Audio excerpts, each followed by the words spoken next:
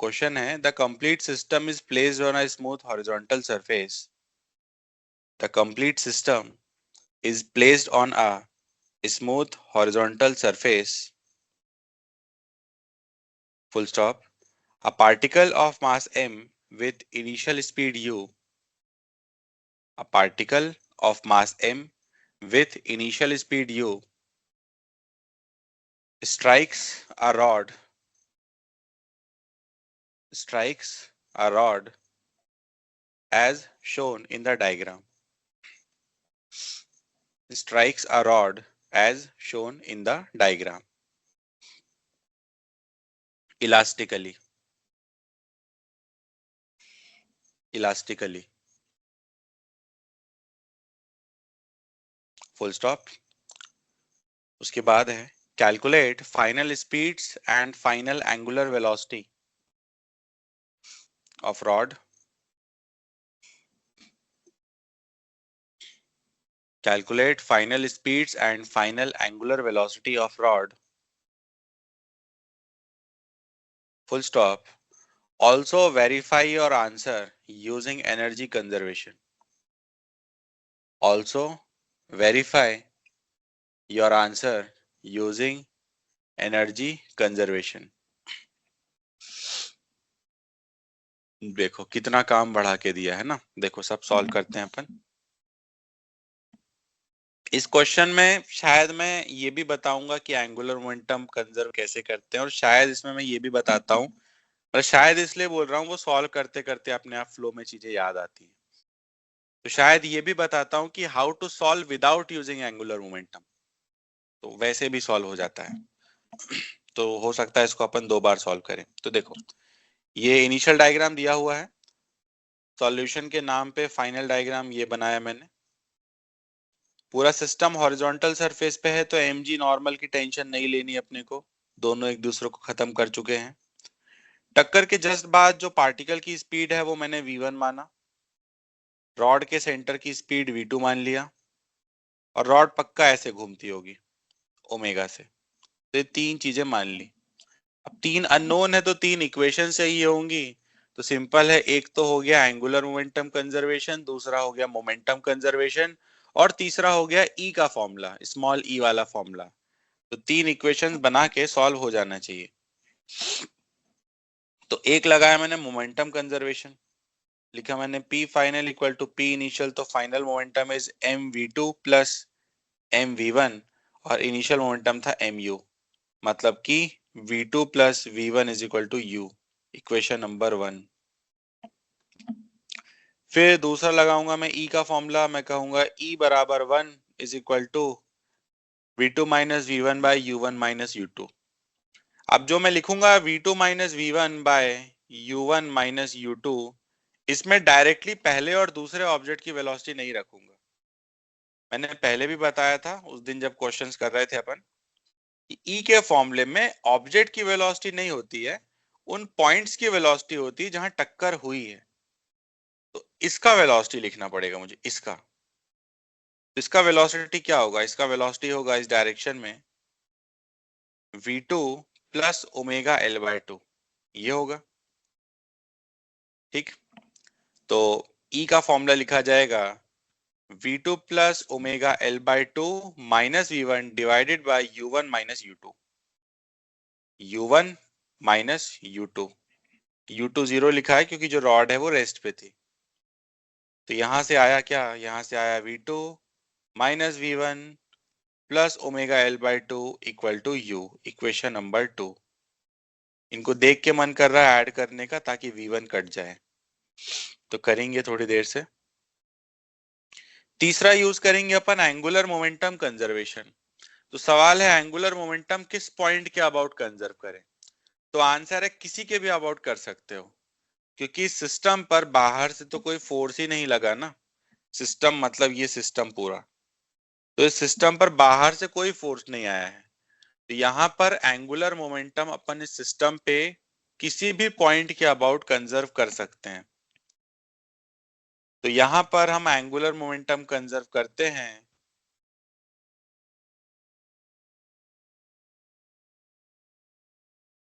इस पॉइंट के about. Point A K about. ऐसा करने का क्या फायदा होगा? ऐसा करने का ये फायदा होगा कि वो जो पार्टिकल है उसका एंगुलर मोमेंटम जीरो हो जाएगा ए के अबाउट, तो कैलकुलेशन इजी होगी।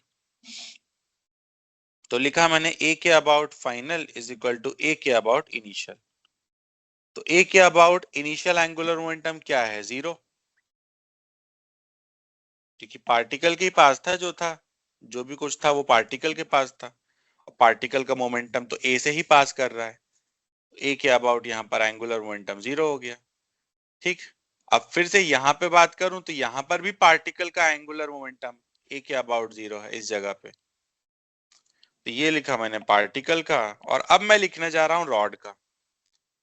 तो रॉड का जब लिखूंगा ए के अबाउट, तो याद होगा सिखाया था सीटीआरएम में कैसे लिखते हैं, कि पहले पूरे ऑब्जेक्ट का सेंटर ऑफ मास के अबाउट लिख दो, और फिर सेंटर ऑफ मास का ए के अबाउट लिख दो, है ना, यही सीखा था अपन ने। तो लिखा मैंने ये पहले पूरे ऑब्जेक्ट का ml² / 12 इंटू ओमेगा, तो पूरे ऑब्जेक्ट का लिखा सेंटर ऑफ मास के अबाउट।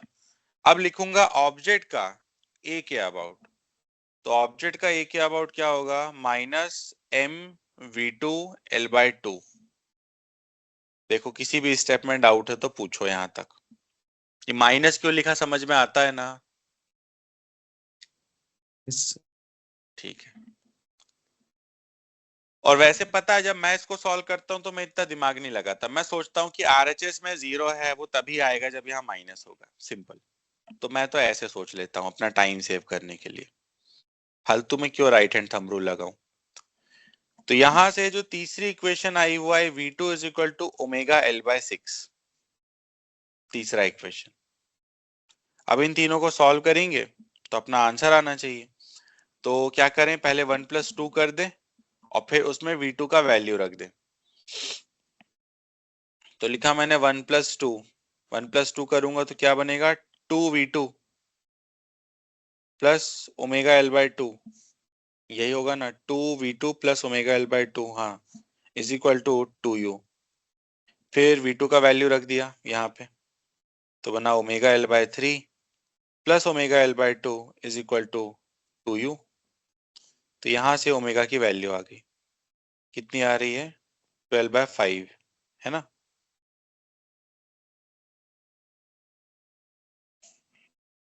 तो ये ओमेगा आ गया, ओमेगा आ गया तो v2 आ गया, इसका 1/6 करना है, कितना हो जाएगा? 2/5। v2 आ गया तो v1 आ गया, इक्वेशन नंबर 1 से 3u/5। और ऐसे पूरा क्वेश्चन सॉल्व हो गया। अब क्वेश्चन ने एक और चीज बोली थी कि अपना आंसर कंफर्म भी करो एनर्जी कंजर्वेशन यूज करके, तो वो भी करते हैं। तो मैं सीधे फाइनल काइनेटिक एनर्जी लिखने जा रहा हूं, और पूरा सॉल्व कर कुरा के ये ½ mu² के इक्वल आना चाहिए, क्योंकि इनिशियल काइनेटिक एनर्जी वही थी। तो लिखता हूं फाइनल काइनेटिक एनर्जी, ये लिखा मैंने पहले रॉड का हाफ। अच्छा, अब मैं यहाँ सिर्फ नंबर नंबर खेल रहा हूँ टाइम बचाने के लिए, सारी चीजें नहीं लिखूंगा। तो मैंने लिखा रॉड का हाफ आई ओमेगा², फिर से लिखा रॉड का हाफ mv², और अब लिखा पार्टिकल का हाफ mv²। तो ये कितना बन जाएगा? एक 12 कटेगा, एक 12 बचेगा, और ये आएगा 6/25 प्लस, यही आएगा ना, एक बार चेक कर लें। और हाँ ठीक है, यहाँ पे क्या मिलेगा? यहाँ पर मिलेगा 2/25, और प्लस वहां पे क्या मिलेगा? 9/9 नहीं, 4.5/25। तो ये 6 दो कितना हो गया? 8, 8 4 12, 12.5/25, हाँ, तो हाफ आ गया, मतलब कि आंसर सही है, कंफर्म भी हो गया। अब मैं कह रहा था कि मैं ये भी बताऊंगा कि how to avoid angular momentum conservation, तो वो भी सुन लो, वो कैसे अवॉइड कर सकते हैं इन प्रॉब्लम्स में, जो रॉड वाले प्रॉब्लम्स होते हैं इनकी बात कर रहा हूँ। तो एंगुलर मोमेंटम कंजर्वेशन अगर अवॉइड करना है तो अपन ये सोच लेते हैं कि पार्टिकल ने जब रॉड को आके टक्कर मारी होगी तो ऐसे नॉर्मल लगाया होगा, इस नॉर्मल की वजह से एक इम्पल्स आया होगा और उस इम्पल्स की वजह से इसके पास वेलोसिटी आई होगी। तो ये रहा नॉर्मल का इम्पल्स जो कि mv2 के इक्वल हो जाएगा। ये थी पहली बात। दूसरी बात, इस नॉर्मल का एक एंगुलर इम्पल्स आया होगा। एंगुलर इम्पल्स क्या लिखूंगा इसका, सेंटर ऑफ मास के अबाउट nl/2 इंटू dt। और इस एंगुलर इम्पल्स ने क्या बदला होगा, इसका angular momentum which is yes sir ml square by 12 into omega. तो देखो यहां से वही हमको डायरेक्ट रिजल्ट मिल गया जो कि एंगुलर मोमेंटम लगा के मिला था। अगर इन दोनों इक्वेशंस को मैं डिवाइड मार दूं, ये काम करो, ये 2 से पहले इसको काट दो 6 टाइम्स। अब डिवाइड मारूंगा अगर मैं इनको, तो यहां से सीधा सीधा आ जाएगा v2 is equal to omega l/6। यही पहले भी आया था, वही था ना, एक बार देख लो। हाँ यही था। तो एंगुलर मोमेंटम अवॉइड भी किया जा सकता है यहाँ पे इसकी हेल्प से। समझ गया क्या अच्छे से? कोई डाउट तो नहीं, बताओ। समझ गए। ठीक है, लिख लो फिर।